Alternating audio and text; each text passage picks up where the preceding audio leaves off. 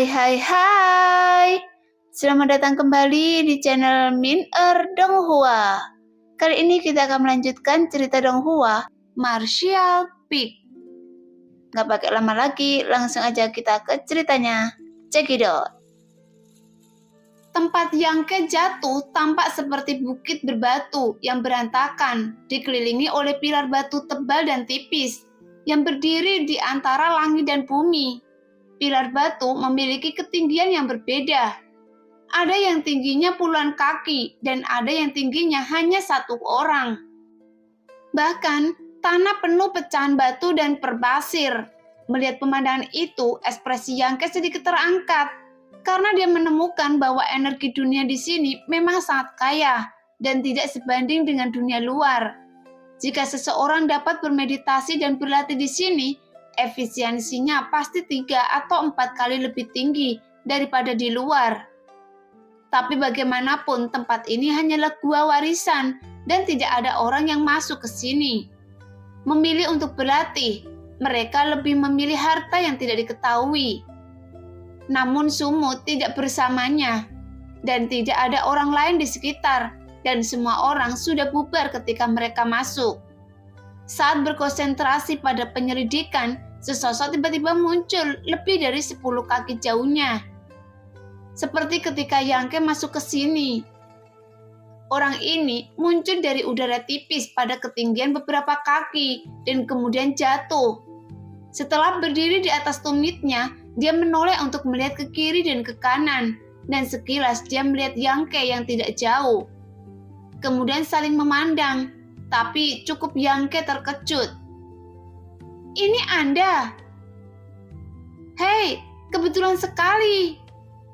Orang itu juga sedikit senang dan bergegas menuju Yangke, dan orang ini adalah seorang wanita, dan dia sebenarnya adalah kakak perempuan yang menjual benih Yangke di pasar perdagangan angin hitam sebelumnya, dan mereka semua berasal dari sekte yang sama, seolah-olah mereka ditakdirkan bertemu di sini. "Apakah hanya Anda yang datang?" tanya wanita itu. "Ya, saya baru saja masuk." Yangke mengangguk.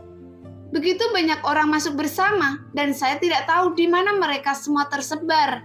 Haruskah kita menunggu di sini untuk melihat apakah orang lain telah datang di sini, kemudian pergi bersama?" Wanita itu menyarankan. "Baik." Yangke tidak keberatan. Tempat ini penuh dengan krisis. Satu orang lagi akan memiliki lebih banyak kekuatan. Meskipun ini akan memberikan keuntungan, tetapi di tempat aneh ini, wajar untuk menyelamatkan hidupnya terlebih dahulu. Tunggu penyelidikan lebih lanjut situasi di sini. Jika cocok, belum terlambat untuk bertindak sendiri. Keduanya setuju. Dia berdiri di sana dan menunggu. Tidak lama kemudian, 3 orang lagi mendarat di dekatnya. Hanya saja satu dari ketiganya yang merupakan murid dari Pavilion Surga, dan 2 sisanya, satu adalah anggota geng pertempuran darah. Salah satunya dari Menara Fengyu. Saat ini 5 orang berkumpul bersama. Di tempat khusus ini, perbedaan sekte tidak terlalu banyak dan mereka cukup harmonis satu sama lain. Setelah menunggu beberapa saat, tidak ada yang muncul.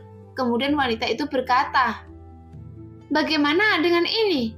Mari kita jelajahi dan lihat apakah kita dapat menemukan orang lain. Bagaimana menurut Anda?" Nada dan sikapnya penuh percaya diri yang membuatnya terlihat sedikit cantik dan flamboyan. Mendengar itu, semua orang mengangguk. Wanita itu berkata lagi, "Tapi sebelum itu, kita perlu berkenalan terlebih dahulu. Setidaknya kita perlu mengetahui kekuatan masing-masing orang, sehingga akan lebih mudah bagi setiap orang untuk bertindak. Ketika menghadapi bahaya, izinkan saya memperkenalkan diri terlebih dahulu. Nama saya Lan Kudi, seorang murid dari Pavilion Surga. Saya berada di tingkat ke-7 dari alam dinamiski. Bagaimana dengan Anda?" Setelah selesai berbicara, sepasang mata yang indah menatap mereka berempat. Murid Pavilion Surga buru-buru berkata, "Saya juga telah mendengar tentang nama kakak senior dan ketika saya melihatnya hari ini, Ternyata kakak senior adalah orang yang sangat cantik. Sanjungan ini sangat jelas sehingga Yangke dan dua lainnya tidak bisa menahan rasa jijik di hati mereka. Sepertinya anak ini jelas memiliki kesan yang baik tentang Lan Clody, jadi dia tidak sabar untuk menyela. Tak heran memang begitu, Lan Clody cantik dengan sosok yang mempesona, terutama sepasang puncak batu giok di dada. Sepertinya mereka bukan milik dunia. Mereka terlihat sangat mengejutkan. Siapapun yang bisa memilikinya hanya akan bermain dengan sepasang puncak batu giok. Cukup bernyanyi dan bernyanyi setiap malam. Lan Clody tersenyum sedikit, tidak peduli, menatapnya dan berkata, "Anda adalah..." Pria itu membusungkan dada dan perutnya, berpura-pura menjadi dewasa dan dapat diandalkan, dan berkata dengan suara nyaring, "Saudara Mudineyo adalah murid dari Tetua Agung. Basis kultivasi saya level 4 alam dinamiski. Kakak senior, jangan khawatir jika ada bahaya di sepanjang jalan, junior ini akan melewati api dan air untuk mengatasi semua kesulitan untuk kakak senior." Mendengar itu, Lan Clody mengalihkan pandangannya ke orang lain, dan pria ini seperti menara besi, dengan pinggang beruang panjang dan punggung harimau, kepala penuh lebih tinggi dari Yangke. Dengan penampilan kasar, tapi penampilan yang tampak sederhana. Melihat Lan Clody menatapnya, orang ini berkata, "Nama saya Zoan, seorang murid dari geng pertempuran darah, lantai 5 dari alam dinamiski." Lan Clody sedikit mengangguk, lalu mengalihkan pandangannya ke wanita lain. Wanita ini sangat ramping, tidak terlalu tinggi, tapi sangat cantik. Dan dari awal hingga akhir, ada senyum malu di wajahnya. "Nama saya Du Yishuang, dan saya dari Menara Fengyu. Anda bisa memanggil saya Du Xiaomei, karena saudara dan saudari memanggil saya begitu, dan saya memiliki basis kultivasi di lantai 6 alam dinamiski."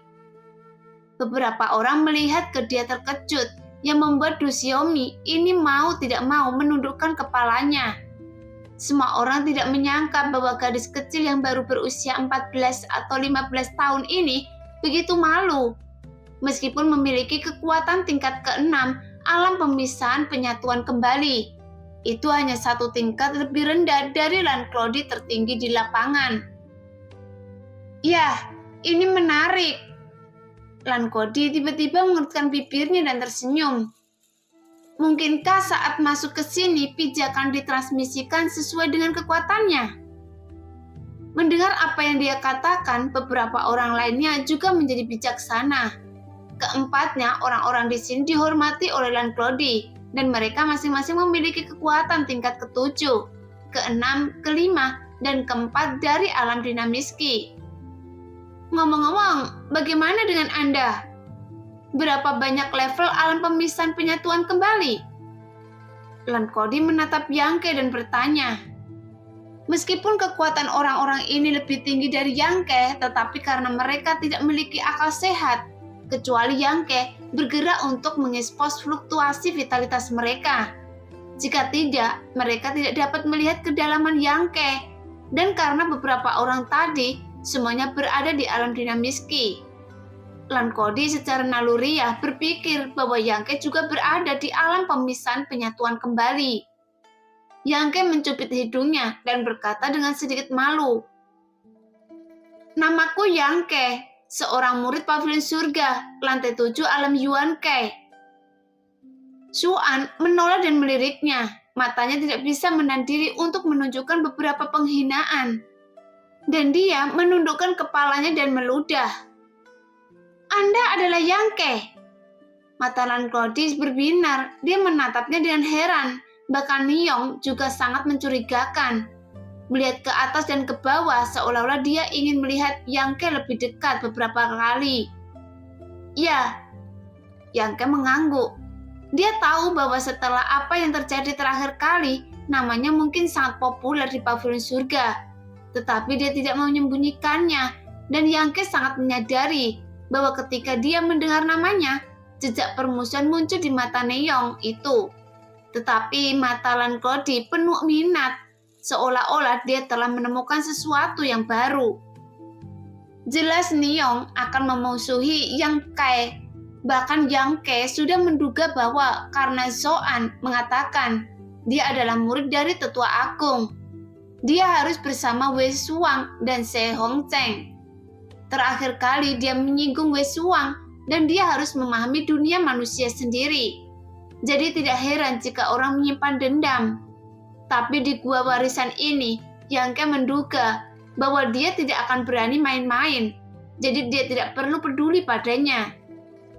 Melihat ke belakang, Lankoudi bertepuk tangan dan berkata,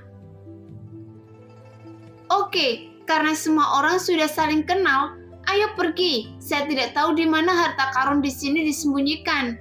Jadi mari kita perjelas dulu. Dan jika kita benar-benar menemukannya nanti, dan jika kalian menemukan sesuatu yang baik, semua orang akan membagikannya sesuai dengan upaya masing-masing. Jika benar-benar tidak mungkin untuk mendistribusikannya, bagaimana kalau menukarnya dengan tael perak atau barang lainnya?" Neong mengangguk dan dengan cepat. Kakak senior Lan adalah orang yang memutuskan. Yang Kai dan Suaan tidak berkeberatan dan Du Xiyuhang tidak akan membantah.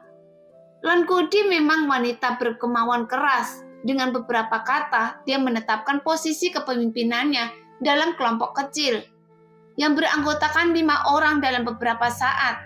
Tapi ketika berhadapan dengannya, Yang Kai hanya tahu bahwa dia adalah orang yang menolak untuk merugi. Tetapi sekarang tampaknya wanita ini juga orang yang berambisius. Dan dia tidak mau kalah dengan orang lain. Kalau begitu, ayo pergi. Saya akan memimpin dulu dan setiap jam orang lain akan memimpin. Setelah Lankoudi selesai berbicara, dia memimpin jalan terlebih dahulu dan yang lainnya buru-buru mengikuti. Neong bahkan berdiri berdampingan dengan Lankoudi. Sambil berjalan, dia mencoba yang terbaik untuk menyenangkan. Semua jenis kata pujian keluar dari mulutnya tanpa ragu, dan dia melemparkannya ke Lankoudi seolah dia tidak menginginkan uang. Lankoudi selalu memiliki senyum di wajahnya dan menjawab beberapa kata dari waktu ke waktu. Terlihat sangat lembut dan semakin menyemangati Neong dalam semangat tinggi. Pria kekar Zuan mengikuti di belakang mereka dan mau tak mau memutar matanya saat mendengar kata-kata kotor itu. Yang Kai berada di posisi paling belakang. Setelah berjalan beberapa langkah, adik perempuan Du itu melambat, menarik ke sisinya dan berkata dengan lembut kepada Yang Kai, "Jangan khawatir, jika Anda berhati keras, Anda pasti bisa melakukannya mencapai alam dinamis Qi." Yang Kai menoleh dan meliriknya. "Saya tidak peduli." Oh, Du Yisuang tersipu. Dia pikir Yang Kai diam karena Suan baru saja membencinya dan ingin menghiburnya, tapi itu memanjakan diri sendiri. "Hei, Anda terlihat lebih muda dari saya, tapi mengapa kekuatan Anda begitu tinggi?" Yang Kai memiliki kesan yang baik tentang Du Xiaomei. Meskipun dia adalah murid Feng Yu, dia memiliki temperamen yang lembut dan baik. Meskipun mereka tidak saling kenal, tetapi dia datang untuk menghiburnya. "Saya baru 19 tahun, bagaimana saya bisa lebih muda dari Anda?" Du Yisuang menjelaskan dengan lembut. "Iya." Jelas Yang Kai benar-benar tidak melihatnya, tapi itu membuat Yang Kai merasa canggung untuk beberapa saat. Dalam tim beranggotakan 5 orang, keduanya tertawa pelan di depan, dan keduanya berbisik di belakang. Dengan Suan di tengah, seolah-olah dia seorang penyendiri. Belum lagi betapa tidak nyamannya itu. Berjalan dan berjalan, Yang Kai tiba-tiba merasakan segel yang Yuan di dadanya merespon, dan tidak bisa menahan diri untuk tidak melihat ke atas karena terkejut. Dia bisa merasakan bahwa ada beberapa atribut yang jaraknya lebih dari 100 kaki jauhnya, dan kelima orang itu sedang menuju ke sana. Jadi dia tidak perlu mengingatkan mereka. Setelah beberapa saat, Lan Kodi yang memimpin jalan tiba-tiba mengeluarkan suara terkejut. Dan Neyong juga melihat ke depan dengan cepat dan berkata dengan pelan, "Batu Yangyan?" Batu-batu ini terlihat seperti yang dijual oleh geng pertempuran darat di kota perdagangan Ain Hitam dan ukurannya bahkan hampir sama. Dan setiap bagian bernilai 500 tel dan tumpukan batu di sini pasti lebih dari 1.000 yuan. Jika dikonversi bernilai 500.000 tel karena mereka berlima tidak terlalu kaya di sekte masing-masing. Siapa yang pernah melihat kekayaan 500.000 tel? Saat berpikir sejenak, nafas kelima orang itu menjadi agak pendek. Lan Kodi berkata, "Pertama-tama lihat sekeliling untuk melihat apakah ada bahaya." Dia cukup tenang, mengetahui bahwa tempat ini tidak biasa dan sejumlah besar kekayaan yang ditempatkan di sini mungkin merupakan jebakan. Segera mereka berlima bubar dengan cepat, mencari-cari dan berkumpul lagi setelah beberapa saat, tetapi tidak menemukan apapun. Lan Kodi masih merasa tidak nyaman dan meluncurkan beberapa telapak tangan dengan waspada, dan angin palem menghantam tumpukan batu Yangyan, dan tidak ada yang aneh. Jadi dia mengangguk dan berkata, "Tidak ada bahaya." Kelimanya memandang satu sama lain dan bergegas pergi maju dan ambil tumpukan batu Yangyan. Yang lain memancing keduanya. Yangke berbeda, dia hanya mengumpulkan batu Yangyan. Melihat Yangke mengambil batu Yangyan, Lan Kodi tiba-tiba tersenyum, mencela diri sendiri lalu meluruskan pinggangnya, melirik batu di tangannya dengan enggan dan kemudian melemparkannya ke bawah sambil menghela nafas. "Ada apa, kakak senior Lan?" Neyong mengangkat kepalanya dengan ragu dan bertanya. "Jangan mengambilnya," Lan Kodi berkata dengan ringan. "Jika kita membawa sekantong besar batu ini di jalan, itu tidak hanya akan menghabiskan kekuatan kita sendiri, tetapi juga menjadi beban. Jika kita menghadapi bahaya, meskipun kita memilikinya, tetapi juga akan membuangnya pada saat itu." Mendengar itu, beberapa orang lain menyadari bahwa mereka sedikit bersemangat ketika melihat begitu banyak kekayaan pada pandangan pertama, dan mereka melupakan level ini. Lan Kodi melihat semua orang dan melanjutkan, "Kita menemukan tumpukan batu ini tepat setelah kami datang ke sini. Jika perkiraan saya benar, hal-hal seperti itu adalah keberadaan yang paling tidak berharga di sini. Dengan kata lain, ini hanyalah sebagian kecil, dan harta yang sebenarnya masih menunggu kita." "Kakak senior Lan, benar." Neyong setuju dan Joan juga sedikit mengangguk. Du Si Suang memandangi batu di tangannya dan melemparkannya dengan enggan. Hanya Yangke yang masih mengambil barang seolah-olah dia belum mendengar kata-kata Lan Kodi. Ini membuat yang terakhir mengerutkan kening. "Belum terlambat untuk membuangnya ketika Anda benar-benar menghadapi bahaya," Yangke menjelaskan sambil memetik. "Ikuti saya." Lan Kodi tidak menghentikannya dan berkata dengan ringan, "Tapi kami tidak akan membuang waktu karena Anda, jadi Anda harus cepat menyusul setelah Anda mengambilnya. Tapi saya harap Anda jangan terlalu serakah." "Oke, kalian duluan," Yangke menjawab. Lan Kodi tidak menunda lagi, melangkah tumpukan batu dan berjalan maju. Yuan menatap Yangke dengan jijik dan Neyong lebih langsung.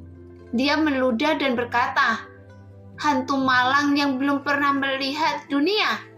Cepat atau lambat Anda masih akan kehilangannya, membuang-buang waktu dan energi." "Saya akan menunggu Anda," Du Yisuang dengan ramah tetap tinggal. "Tidak, Anda duluan." Yangke melepas bajunya saat dia berbicara, sepertinya dia akan mengambilnya.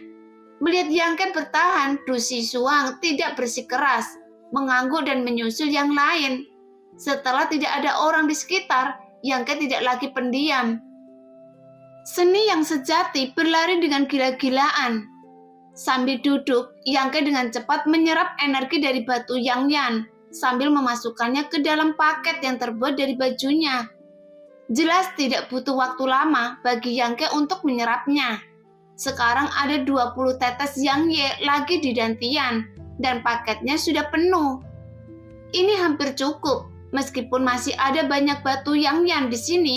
Yangke tidak ingin mengumpulkan semuanya. Jelas dia juga tidak boleh terlalu serakah. Karena Lan Clody benar bahwa tumpukan batu ini mungkin yang paling tidak berharga di sini. Jadi dia juga tidak bisa membuang terlalu banyak waktu karena ini. Setelah sebatang dupa, Yangke akhirnya menyusul mereka berempat. Yangke menyerap energi dari beberapa batu Yang Yan. Setelah berkumpul dengan mereka, kecuali Du Si Suang, 3 lainnya memandang Yangke dengan ketidaksenangan. Dalam hal kekuatan, Yangke adalah yang terendah di antara kelompok orang ini. Belum di alam dinamis Qi seperti mereka, jadi mereka berpikir Yangke akan menjadi beban. Oleh karena itu, tak heran orang lain memandang rendah dirinya. Lan Clody dan Neyong mungkin tidak akan membawa Yangke bersama mereka, jika mereka tidak memiliki identitas sekte yang sama di sini. Bukit kecil yang kacau ini terlihat besar dan kita bahkan belum keluar. Lan Clody sedikit mengernyit. Ayo kita periksa lagi. Jika kita masih tidak bisa keluar, cari tempat untuk beristirahat. Oke. Semua orang mendengarkan perintah Lan Clody sepenuhnya. Jadi tentu saja mereka tidak akan membantah saat ini. Sudah 1 jam, siapa di antara kalian yang memimpin sekarang? Lan Clody mengamati mereka berempat dengan matanya yang indah, karena tidak diketahui bahaya apa yang ada di sini. Tapi tidak peduli bahaya apa itu, orang yang berjalan di depan tidak diragukan lagi adalah yang terburuk. Itu sebabnya dia menyarankan di awal untuk merubah pemimpin setiap jam. Niyong berkata, ada 3 sekte murid di sini, dan sudah ada 1 dari pavilion surga, dan kemudian geng pertempuran darah, atau geng Feng Yu akan memimpin. Dia berkata dan melirik Zuan dan Du Si Suang. Zuan mengerutkan kening, dan sebelum dia dapat berbicara, Du Si Suang melompat keluar dan berkata dengan lembut, saya akan melakukannya. Yangke menghela nafas sedikit. Meskipun 5 anggota kelompoknya membentuk tim kecil untuk saat ini, tetapi di antara 5 anggota, saya khawatir hanya Du Si Suang yang paling baik hati, yang tidak punya rencana, dan 4 lainnya. Termasuk Yangke sendiri punya rencana sendiri, tapi jika tim ini tidak bersatu, jika mereka menghadapi terlalu banyak bahaya, saya khawatir itu akan segera berantakan. Setelah berjalan sekitar setengah jam, ruang terbuka yang luas tiba-tiba muncul di depan mereka. Tapi sejak mereka masuk, mereka dikelilingi oleh banyak pilar batu, dan sekarang mereka akhirnya melihatnya. Secara alami, mereka sangat senang melihat tempat yang berbeda. Di bawah kepemimpinan Du Yi Suang, ke-5 orang itu dengan cepat mendekat ke sana. Tidak lama kemudian, mereka sampai di lokasi ruang terbuka. Tempat ini masih menjadi bagian dari Bukit Batu Kacau. Namun berbeda dengan tempat lain karena suatu alasan, dan di ruang terbuka ini terdapat banyak pahatan batu yang terlihat hidup. Semuanya berbentuk manusia. Ukiran batu ini kira-kira setinggi orang sungguhan. Ada yang tangan kosong, ada yang memegang senjata, dan senjata itu juga beragam dan aneh. Dalam hitungan kasar menunjukkan bahwa tidak kurang dari 100 pahatan batu ini dalam berbagai bentuk. Oleh karena itu, mereka berlima tidak berani masuk dengan tergesa-gesa, dan Lan Clody dan Neyong mencoba bersama, kemudian menemukan bahwa tidak ada bahaya di sana. Jadi Du Si Suang membawa mereka ke dalam kelompok patung batu. Tanpa alasan, Yangke merasakan kegelisahan di hatinya. Perasaan ini datang dengan sangat tiba-tiba, tetapi itu sangat nyata, sehingga detak jantung Yangke tidak dapat membantu mempercepat sedikit. Berpaling untuk melihat orang lain, tidak ada yang aneh dalam ekspresi mereka, dan semua orang kagum dengan ukiran batu ini. Melihat sekeliling, Yangke tiba-tiba melihat bagian belakang patung batu, ada warna merah tua yang samar. Bahkan ada bau samar darah di udara. Dan di samping merah tua ada sepotong kain yang seharusnya menjadi pakaian seseorang. Ini berbahaya. Meskipun sudah terlambat untuk menjelaskan, Yangke buru-buru meraung. Pada saat yang sama, ratusan pahatan batu di sekitar mereka berbunyi, klik dan bergerak. Namun 4 lainnya semuanya terpesona, dan Liklodi, Neong, dan Suan bereaksi lebih cepat, berbalik tanpa melihat ke belakang, tetapi Du Zixuang yang memimpin terkejut sesaat. Karena momen tertegun ini membuatnya kehilangan kesempatan besar untuk mundur. Kedua patung batu di sampingnya mengangkat kepalan tangan mereka dan membantingnya dengan keras. Bahkan kekuatan serangan ukiran batu ini luar biasa. Kepalan tangan seukuran panci sangat tidak nyaman untuk ditinju. Du Zixuang merasakan ada yang tidak beres dan vitalitasnya tiba-tiba berubah menjadi kerusuhan. Gadis kecil yang awalnya pendiam dan baik hati tiba-tiba melahirkan aura kegilaan saat ini. Dan ini adalah tanda alam dinamis Qi.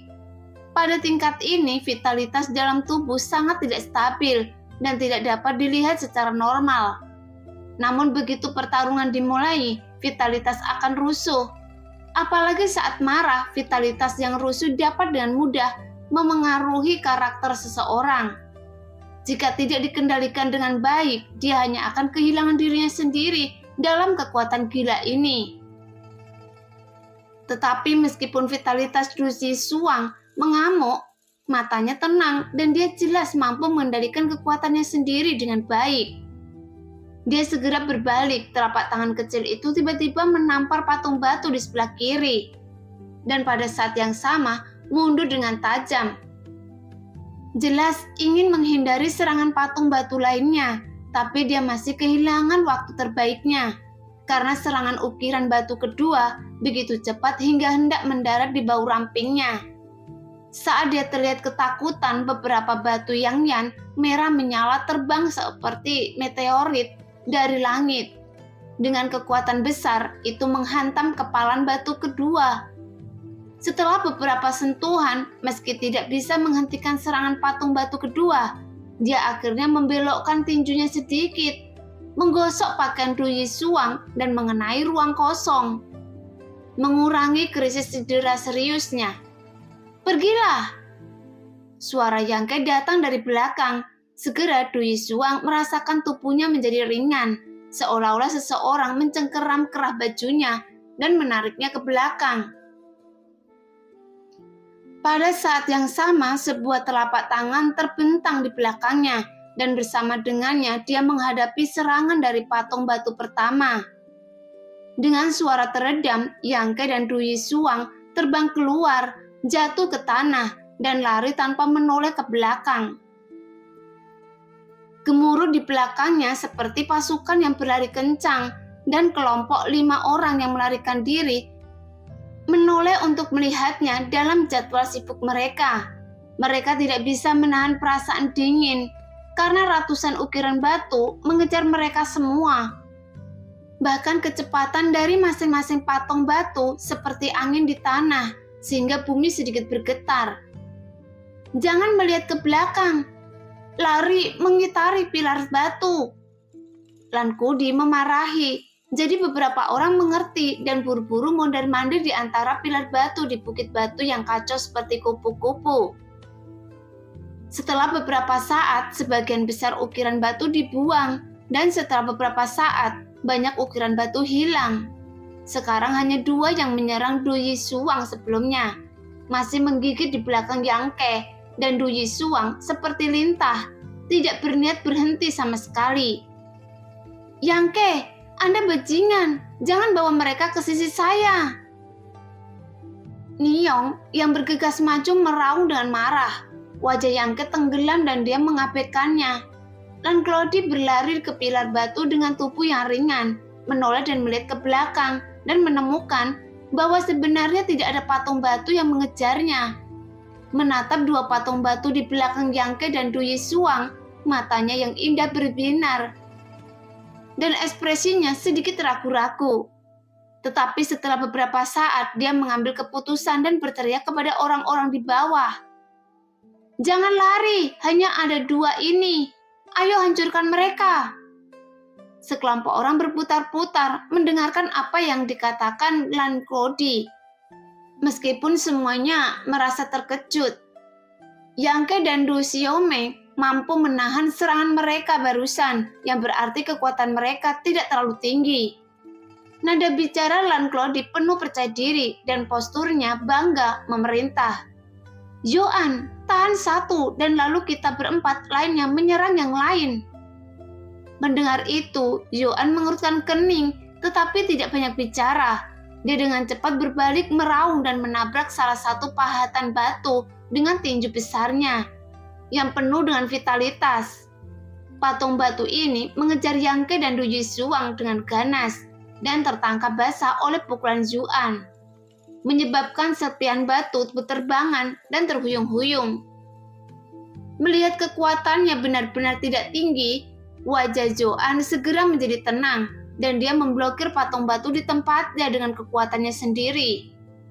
Yangke dan Du Yishuang memimpin patung batu lainnya berlari sejauh 100 kaki, lalu saling memandang, berhenti dengan tergesa-gesa dan menyapa patung batu itu.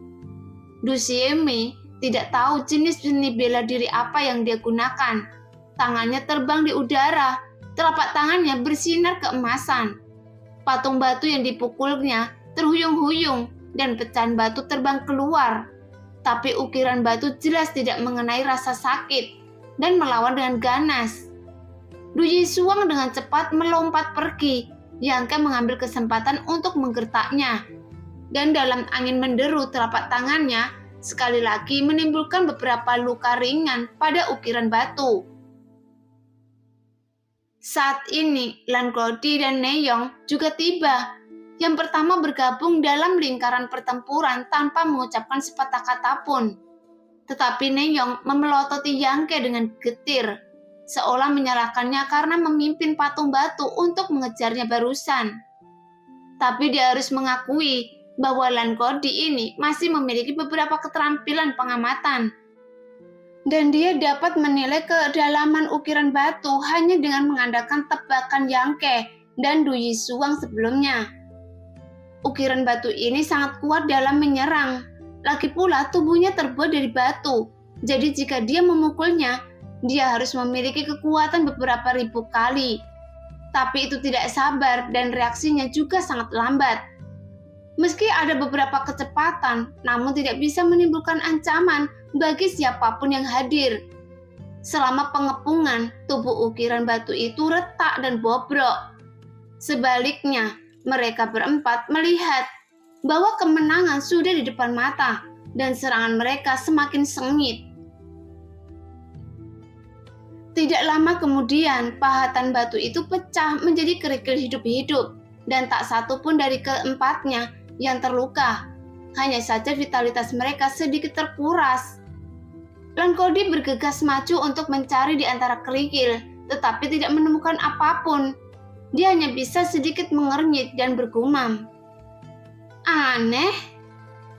Dalam benaknya pasti ada sesuatu yang misterius tentang pergerakan patung-patung batu mati tersebut.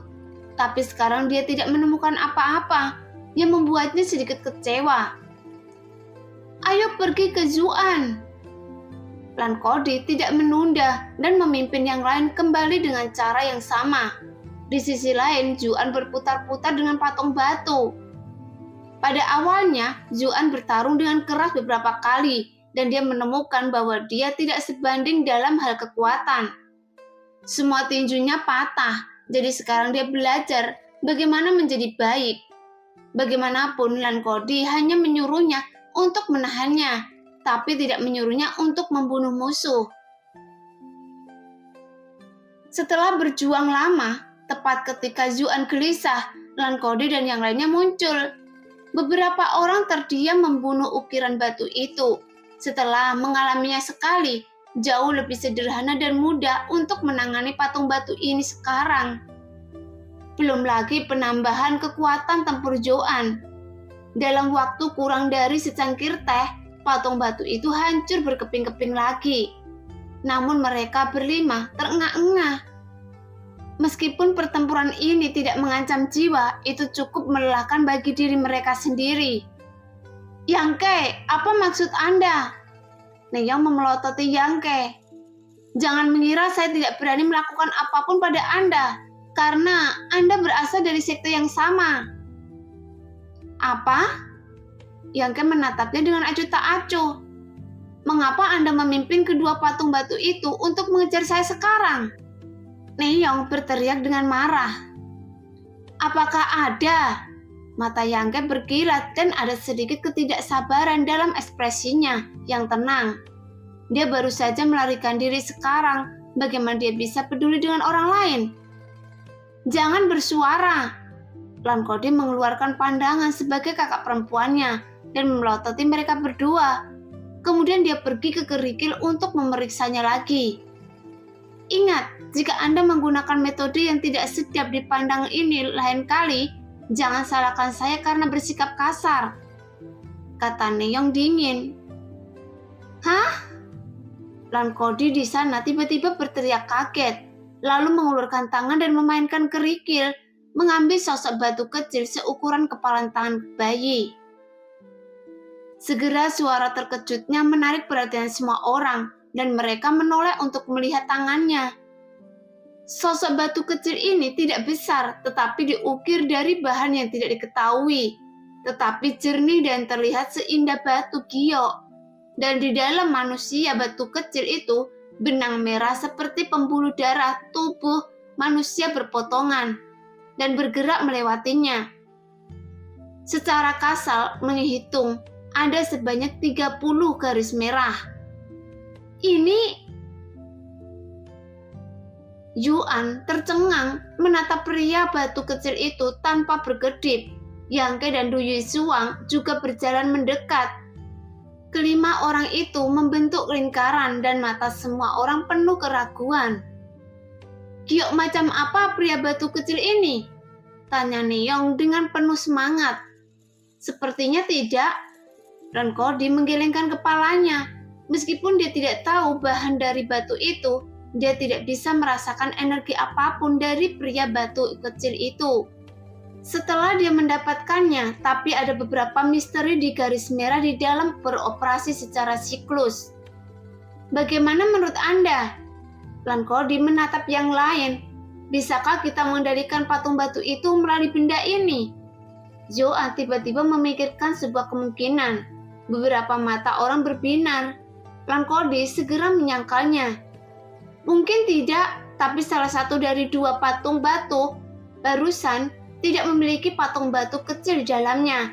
Dan meskipun benar seperti yang Anda katakan, patung batu tadi telah rusak. Bagaimana cara mengontrolnya itu?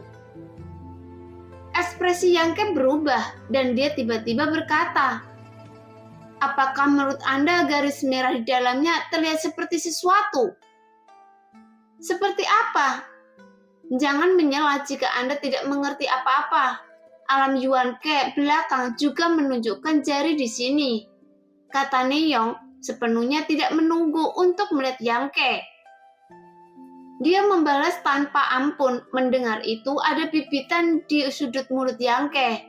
Meskipun dia tidak memiliki temperamen yang baik, dia tidak akan cuek untuk diprovokasi lagi dan lagi. Lankodi merasakan suasana halus di antara mereka berdua dan dengan cepat merapikan segalanya. Anda berdua dari sekte yang sama, jangan membuat masalah. Yangke menurutmu seperti apa? Mata Yangke berkedip dan kemudian berkata, Anda tidak berpikir bahwa garis merah ini, apakah itu terlihat seperti meridian di tubuh kita? Apakah Anda perlu memberitahu saya? Karena saya sudah melihatnya. Neyong mencibir. Lankodi memandang Yangke dengan mata berbinar. Maksud Anda? Cara kerja garis merah ini harus menjadi cara mengembangkan seni bela diri. Yangke berkata dengan nada tegas. Lelucon. Niyong hendak mengoceh lagi. Du Yisuang tiba-tiba maju selangkah. Wajahnya yang tenang menjadi dingin dan dia memarahi. Diam! Du Yisuang, dia tidak menganggap serius Yangke, tapi kekuatan Du Yisuang 2 tingkat lebih tinggi darinya. Jika mereka benar-benar ingin bertarung, dia mungkin bukan lawannya. Zua juga memberinya tatapan menghina dan berkata dengan suara teredam, Anda sangat menyebalkan. Ini adalah kebenaran, dia tidak ingin melampiaskan amarahnya pada Yangke. Mendengar itu, wajah Niyong memerah dalam sekejap. Dia tidak menyangka bahwa 2 orang ini akan membantu Yangke, yang membuat matanya menjadi semakin penuh kebencian. Lan Kodi menutup mata terhadap diri lain, menarik nafas dalam-dalam, memegang pria batu kecil di tangannya, dan berjalan dengan suara yang dalam. Jika Anda tidak keberatan, saya ingin memeriksa hal ini. Apakah itu benar seperti yang Yangke katakan? Maka kita akan membuat rencana lain. Semua orang secara alami tidak tahu apa yang dia maksud dan segera mengangguk. Saat itulah Lan Kodi tersenyum dan berkata, kalau begitu, saya harus berterima kasih kepada beberapa penjaga. Setelah mengatakan itu, dia menutup matanya, mengedarkan vitalitas di tubuhnya, dan menuangkannya ke patung batu kecil di tangannya.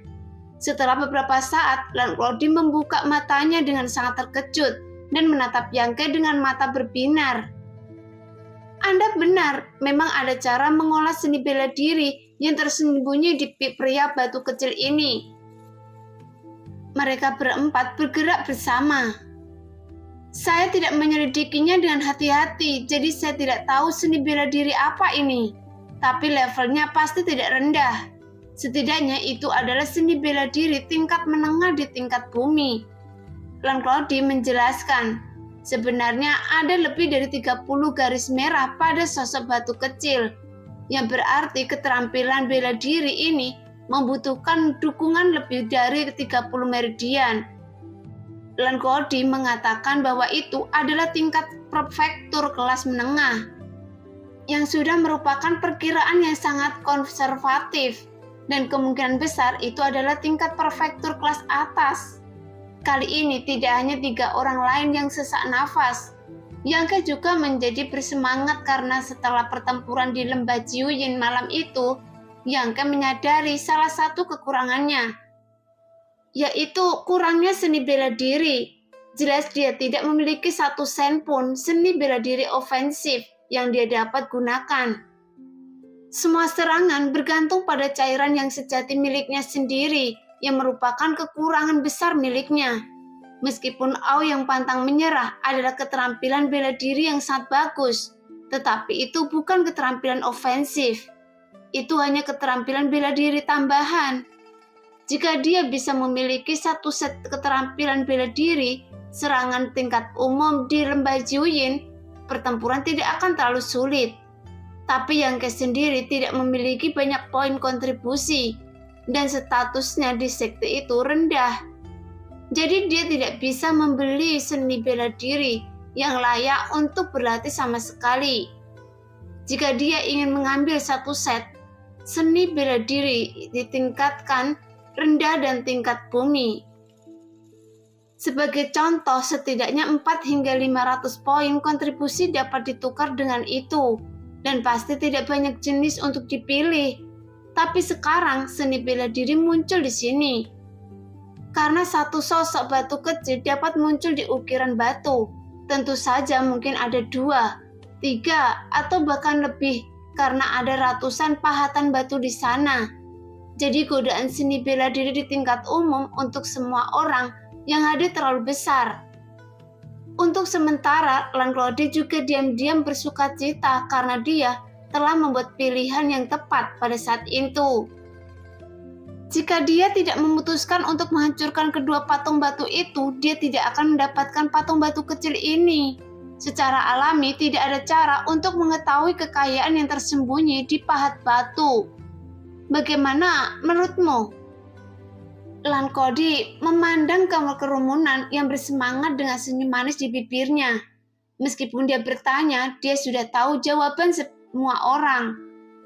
Lakukan. Yoan relatif vulgar dan hanya mengatakan satu kata, karena seni bela diri tersembunyi di ukiran batu. Tentu saja tidak bisa melepaskannya. Mata Neong berbinar dan dia merasa seperti sedang menari. Seperti yang diharapkan dari tempat warisan. Saya menemukan yang bagus. Hal tidak lama setelah saya datang ke sini. Mendengar itu, Yang Ke dan Du Yisuang juga mengangguk. Oke, karena semua orang setuju, maka mari kita bekerja keras di sini. Lankodi tersenyum manis. Saya akan menyimpan pria batu kecil ini terlebih dahulu dan kita akan membagikannya ketika kita memiliki semua nomornya. Jangan khawatir, saya tidak akan pergi untuk menyelidiki seni bela diri yang tersembunyi secara pribadi. Kakak senior Lan, saya percaya pada Anda. Neong buru-buru menyatakan kesetiaannya dan kemudian berbalik untuk melihat beberapa orang. Kakak Lan juga orang yang sangat terkenal di pavilion surga. Dijamin dia tidak akan membohongi Anda. Setelah membicarakan hal ini, Yoan dan Du Yisuang secara alami tidak akan keberatan. Belum lagi tidak ada cara lain untuk menghadapinya. Lagi pula batu kecil itu manusia, sekarang hanya satu. Jadi memutuskan untuk membuat masalah besar di sini, alangkah selanjutnya adalah membahas bagaimana melakukannya. Setiap orang telah mengalami kekuatan patung batu barusan dan kekuatan bertarung benda semacam ini mungkin lebih tinggi daripada siapapun yang hadir. Jadi karena kekuatannya jelas, cepat dan kuat, jika terkena pukulan mungkin kerugiannya juga jelas. Tapi mereka tidak bisa berpikir, dan mereka akan membuangnya saat berlari mengelilingi pilar batu, meskipun reaksi mereka relatif lambat. Nah, demikianlah cerita hari ini. Terima kasih yang sudah menonton video Min Earth sampai selesai. Sampai jumpa di video selanjutnya. Bye-bye.